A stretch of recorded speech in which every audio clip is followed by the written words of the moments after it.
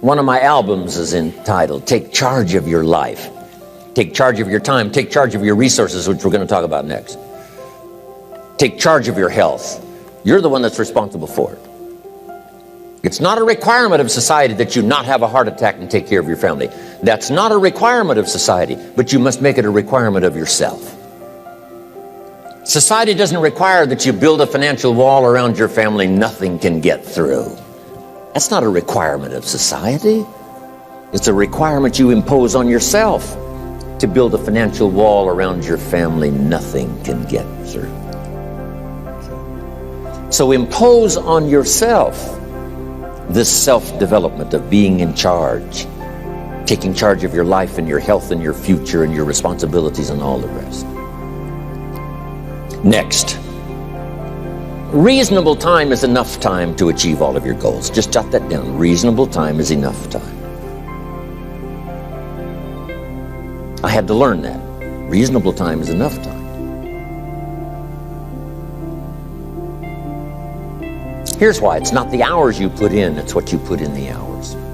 If you start depositing greater ideas into the hours you've got later than now, I'm telling you, later you can't believe the productivity that will flow. The ideas you can't think of now, a year from now, they'll start to flow. And when you deposit those ideas in the hours you've got, productivity multiplies by 2, 3, 5, 10. Next, time management essential.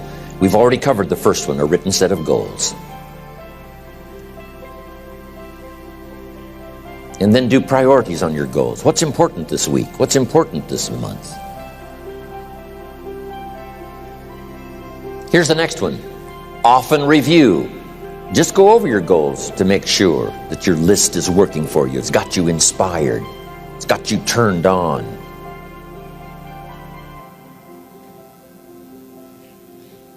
Somebody says, how come you're up so early? Say, if you were headed where I'm headed, you'd be up early too. Wow. If you were going to meet who I'm going to meet, you'd be up early. If it was going to stack up for you like it's stacking up for me, you'd be getting up early. Wow.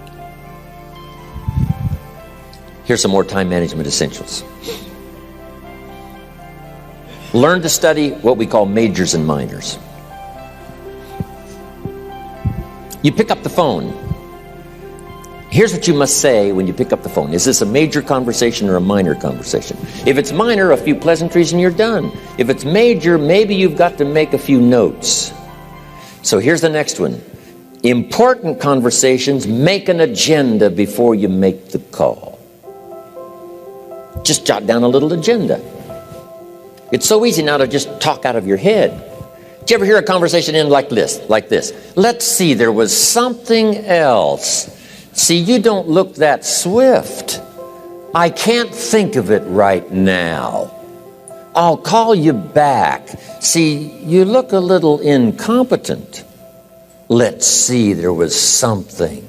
It escapes me right now. Really? So have you got this now? Make an agenda before you make a call if it's an important call. Now later that saves you all kinds of stuff. You call John in, the salesman, say, John, remember those 4 things we went over? He said, no, we didn't talk about that. And then you pull out your daytime or whatever, and there's the list you made when you made the call. He said, oh yes, seems like I do remember. And you've got him with your list. If it's just salespeople especially can talk you out of what's in your head. It's true. No, we didn't talk about that. And if you don't have a little proof, I'm telling you, it's gone. So make an agenda before you make a call. So what's major, what's minor? Now here's the key on this. Don't major in minor things. If you take up major time to do minor things, I'm telling you, you'll be behind the curve constantly. Here's what we learn in sales training. What's major time and what's minor time? Here's minor time, thinking about prospects. Here's minor time, making lists of prospects. Here's minor time, keeping books on prospects. Here's minor time, going to see the prospect. Here's minor time, evaluating the prospect after you've been there. That's all minor time. Here's major time, in the presence of the prospect. That's major time. And if you took a look, if you're in sales and you took a look at a week, you'd say, my gosh, I'm spending 90% of my time on the minor stuff and so little time on the major stuff in the presence of. How many hours in the presence of in my day? How many hours in the presence of during my sales week? Because the time that really counts is in the presence of the prospect. Majors and minors. Here's another key time management essential. Don't mistake movement for achievement. It's easy to get faked out by being busy. Guy comes home at night all exhausted, falls in the chair and says, oh, I've been going. Here's the big question. Doing what? It's not the going. Some people are going, and they're doing figure eights. Their progress is small. So don't mistake movement for achievement. Here's another one in sales we learned. Don't mistake courtesy for consent. If somebody's pleasant and they nod, you say, oh, they're going to buy. No, they're courteous. You can't mistake courtesy for consent. Here's a big one, concentration. I had to learn this. All those years ago, I'm in the shower trying to compose a letter. Found it turns out to be a strange letter. So here's what I learned to do. Save the work till you get to the office. Save the work till you get to the work. Don't try to get to the office on the way to work.